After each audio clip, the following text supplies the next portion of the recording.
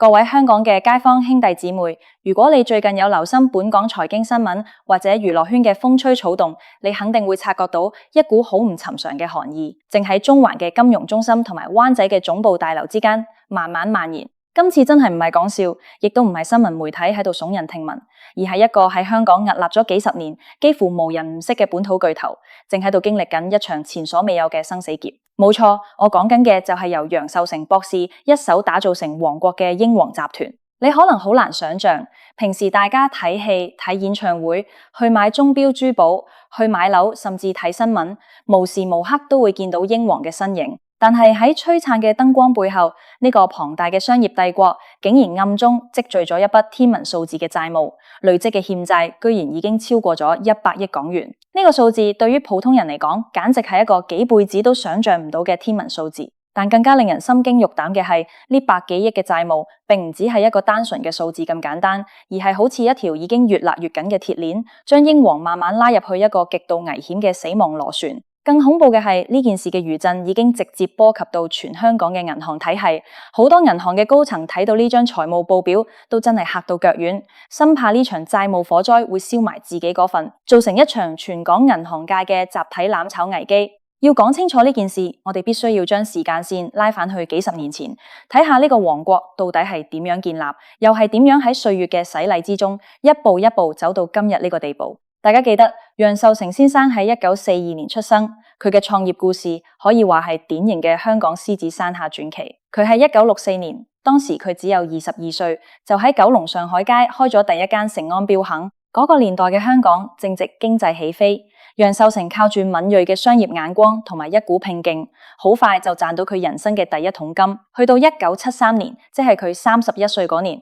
佢就將業務擴展到地產同埋金融，並且成立咗英皇集團。當時嘅英皇真係風光無限，由鐘錶珠寶起家，再橫跨地產發展、金融服務、娛樂飲食、酒店旅遊，甚至連傳媒出版都有涉獵。喺上世紀80、90年代，甚至去到2000年代初，英皇娛樂更加係香港流行文化嘅半壁江山，培養咗無數紅極一時嘅巨星，陪伴咗幾代香港人長大。嗰陣時嘅英皇喺大眾心目中就係實力同富貴嘅代名詞。去到2008年，當時楊受成66歲，英皇集團嘅業務已經遍佈中港台，甚至海外。喺中環地標、寫字樓、灣仔核心地段，周圍都可以見到英皇嘅物業。但係，正如老一輩香港人成日講，成也地產，敗也地產。英皇王國最輝煌嘅時候，亦都係佢埋下巨大隱患嘅開始。英皇嘅商業模式本質上係一個高度依賴槓桿同埋現金流嘅重資產模式。佢哋喺香港同埋內地大量買入地皮，興建商業大廈，經營高端酒店同埋零售商鋪。喺經濟好、樓市同股市一齊向上升嘅時候，呢種槓桿效應可以幫佢哋賺到盆滿缽滿。因為物業升值，銀行好樂意借錢俾佢哋，有咗銀行嘅貸款，佢哋又可以去買更多嘅地產，擴展更多嘅業務。呢個循環喺順風順水嘅年代，簡直就係一部永動機。然而，世界嘅局勢從來都唔會永遠順風順水。呢幾年嘅環境變化，相信每一個喺香港生活嘅人都深有體會。由2019年開始，香港經歷咗前所未有嘅社會事件同埋經濟衝擊。緊接住去到2020年，全球爆發疫情，香港嘅旅遊業、零售業、酒店業直接陷入咗幾近停頓嘅狀態。嗰幾年對於極度依賴實體零售同埋酒店旅遊嘅英皇嚟講，簡直係毀滅性嘅打擊。你試下諗下，英皇喺銅鑼灣、尖沙咀嗰啲黃金地段，租金或者自置物業嘅運作成本幾咁高昂，但係街上一個遊客都冇，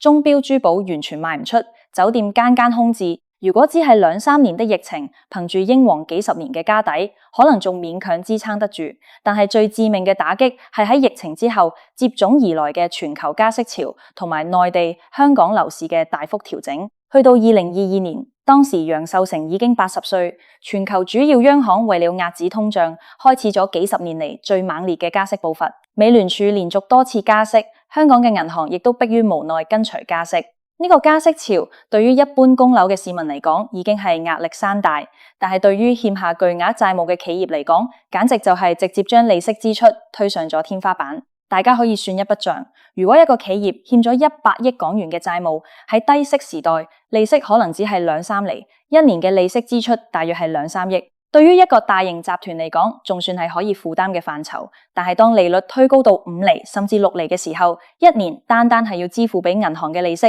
就高達5億甚至6億港元。呢個數字意味住集團每日一擲醒，乜嘢都唔做，開門第一件事就要先扔百幾200萬落大海去填補利息。如果業務生意好，每日有幾百萬純利落袋，咁都仲可以支撐。但問題係，依家嘅零售同地產市場根本提供唔到咁強勁嘅現金流。呢度就涉及到我哋標題所講嘅死亡螺旋概念。乜嘢叫死亡螺旋？喺金融學上面，當一個企業嘅債務水平太高，高到佢嘅營運利潤已經不足以支付利息嘅時候，佢就必須要靠變賣資產或者借新債嚟還舊債。但係當市場知道你急需要錢嘅時候，你手頭上嘅資產就會被嚴重壓價。你越急住賣樓賣地，買家就越拉低個價錢，而你賣出去嘅資產收唔返足夠嘅現金，你嘅債務比例反而會變得更高。同時，銀行見到你嘅財務狀況惡化，就會開始縮減你嘅信貸額度，甚至要求你提前還款，即係我哋俗稱嘅 call loan。企業為了還錢，只好更加賤價拋售資產，結果資產價值再跌，信用再降，借錢更難，利息更高。呢個就係一條一旦踏入咗就極難抽身嘅死亡螺旋。英皇目前正面對嘅正就係呢個極度危險嘅困局。佢哋手頭上持有大量嘅地產項目同商業物業，喺以前呢啲係最頂級嘅優質資產，係銀行最喜歡嘅抵押品。但係依家香港嘅商業地產市場寫字樓空置率創下歷史新高，核心區嘅商鋪租金比起高峰期跌咗一半都不止。當物業嘅估值大幅縮水，銀行喺進行定期複核嘅時候，就會發現英皇抵押喺銀行嘅物業價值已經不足以涵蓋當初借出去嘅貸款金額。呢個時候，銀行界嘅神經就徹底被拉緊咗。大家要明白，香港嘅銀行體系雖然非常成熟，但係銀行本質上都係做生意，最要緊嘅係風險控制。英皇嘅呢百幾億債務，並唔係集中喺一間銀行，而係分散喺全港10幾甚至幾十間大小銀行同埋金融機構裏面。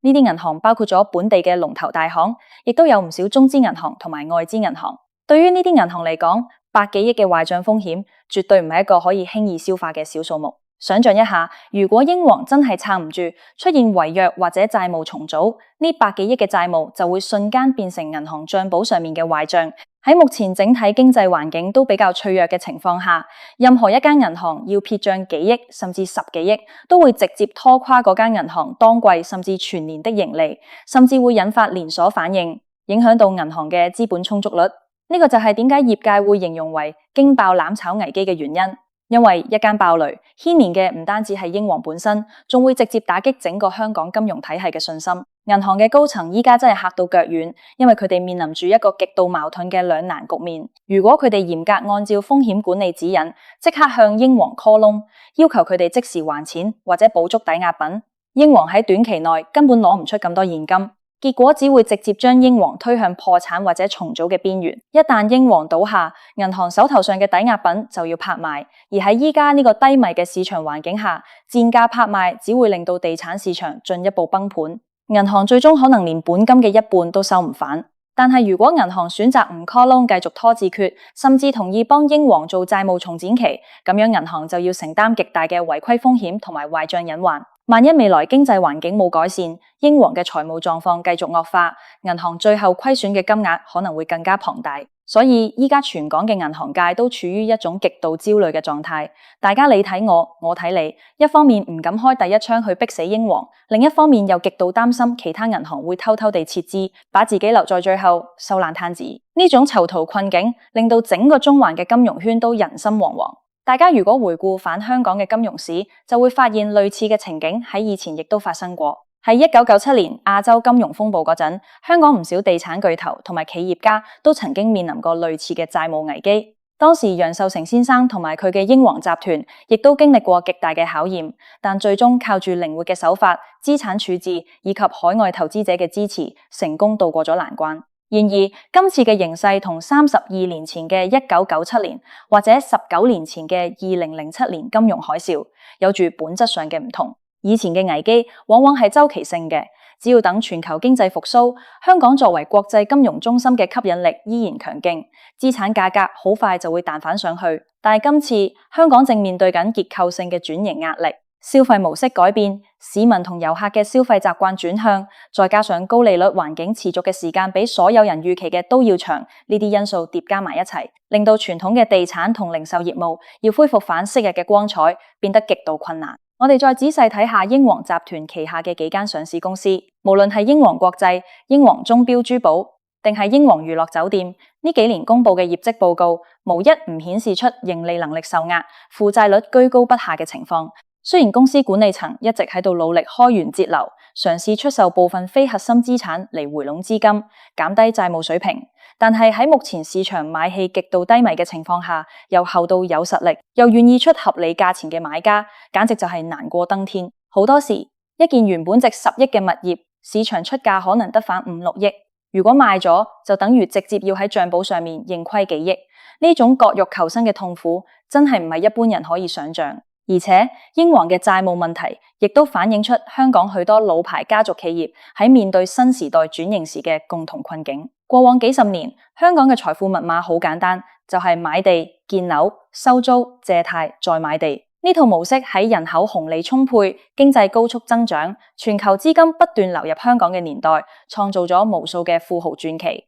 但係當整個大環境嘅底層邏輯改變咗，人口結構老化、資本流向轉變、實體零售受到電商衝擊，呢套過往無往不利嘅商業模式，反而變成了最沉重嘅包袱。對於全港嘅普通市民嚟講，你可能會問：英皇欠債百幾億，銀行嚇到腳軟，到底同我哋普通人有乜嘢關係？我哋又唔係英皇嘅股東，又冇借錢俾佢哋。如果你咁諗，就未免太過天真咗。喺香港呢個高度緊密連結嘅金融社會，大型企業嘅債務危機從來都唔會只係局限喺企業本身。首先，英皇集團旗下擁有龐大嘅員工團隊，由 frontline 嘅鐘錶珠寶店員、酒店員工、戲院職員，去到後勤嘅管理人員、傳媒從業者，涉及嘅就業人口數以千計。如果集團因為債務危機而需要進行大規模嘅重組或者縮減規模，首當其衝嘅就係呢啲無辜嘅打工仔，連帶影響到數千個家庭嘅生計。其次，正如我剛才提到，銀行如果因為英皇嘅債務問題而出現大量壞賬，銀行為了保護自己嘅資產負債表，必然會採取更加保守嘅信貸政策。呢種信貸緊縮效應會好快傳導到整個香港經濟體。到時唔單止係其他大企業難借錢，普通市民想申請按揭買樓，中小企想申請貸款營商，都會變得困難重重。審批條件會變得極度嚴苛，利息成本亦都會被進一步拉高。呢種金融體系嘅收緊，會令到本來就已經疲弱嘅香港本地經濟更加雪上加霜。再者，英皇喺香港嘅地產同零售市場佔有舉足輕重嘅地位。如果英皇被逼要賤價大甩賣佢哋手頭上嘅物業嚟還債，呢種拋售潮會直接拉低整個商業地產甚至住宅市場嘅估值 benchmark。當商業物業價格進一步下跌，其他持有物業嘅企業同埋業主佢哋嘅資產價值亦會被拖累落去，從而引發更廣泛嘅資產縮水效應。呢個正正就係全港最怕見到嘅攬炒結局。面對咁樣嘅死亡螺旋，英皇到底仲有冇出路？市場上面嘅財經分析員普遍認為，英皇如果要擺脫目前嘅困局，必須要採取極度果斷同埋痛苦嘅重組措施。第一，佢哋必須要以更快嘅速度、更大幅度嘅折扣去處置資產，哪怕係要忍痛割肉，都一定要優先把整體債務規模降落嚟，將利息支出壓低到營運現金流可以承受嘅水平。第二，佢哋需要同債權銀行進行深入同真誠嘅談判，尋求債務展期或者利息減免，爭取寶貴嘅喘息空間。同時，英皇亦都需要積極引入外部嘅戰略投資者，無論係內地嘅大型國企、央行背景嘅基金，定係中東等海外嘅主權基金，如果可以注入新嘅股權資金，唔單止可以即時舒緩債務壓力，仲可以增強銀行界同埋市場對英皇嘅信心。不過喺目前全球投資者對地產同零售業都抱持審慎態度嘅大背景下，要成功引入咁大筆嘅救命資金，過程必定係充滿艱辛同不確定性。重溫反楊受成先生呢幾十年嘅傳奇一生，佢喺1999年，當時57歲嘅時候，曾經喺自己嘅自傳同埋訪問裏面講過，佢一生經歷過無數嘅風浪，好多次喺人哋以為佢要倒落嚟嘅時候，佢都可以憑住一口氣同埋個人嘅膽識翻盤。但係今次80多歲嘅佢，面對住呢個高達8億嘅債務迷宮，同埋整個香港經濟結構重組嘅宏觀大潮，到底仲能不能夠再一次創造奇蹟，帶領英皇走出呢個死亡螺旋？呢場涉及8億巨債、牽動全港銀行神經嘅金融大戲，目前仲喺度上演緊。每一間銀行嘅風險管理部門，每日都在密切監察住英皇嘅現金流同埋資產處置進度。中環嘅金融界人士、傳媒界，甚至係普通嘅香港市民，都在注視住呢個昔日嘅商業帝國，到底會點樣解開呢個死結？今次英皇嘅危機唔單止係單一集團嘅財務問題，佢更長係一個縮影，深刻地反映出香港傳統地產同金融模式喺新時代下所面對嘅嚴峻挑戰。當昔日嘅成功方程式不再奏效，當龐大嘅債務變成無法承受嘅重擔，無論係多麼輝煌嘅企業，都必須要面對殘酷嘅市場法則。未來的幾個月，對於英皇集團同埋相關嘅銀行嚟講，將會係最關鍵嘅生死時刻。佢哋嘅每一個決定，不單止決定住英皇呢個王國嘅命運，亦都喺一定程度上影響住香港金融體系嘅穩定，同埋市民對未來經濟嘅信心。我哋唯有希望各方能夠拗到一個平衡點，化解呢場潛在嘅攬炒危機，讓香港嘅金融市場可以平穩度過呢個寒冬。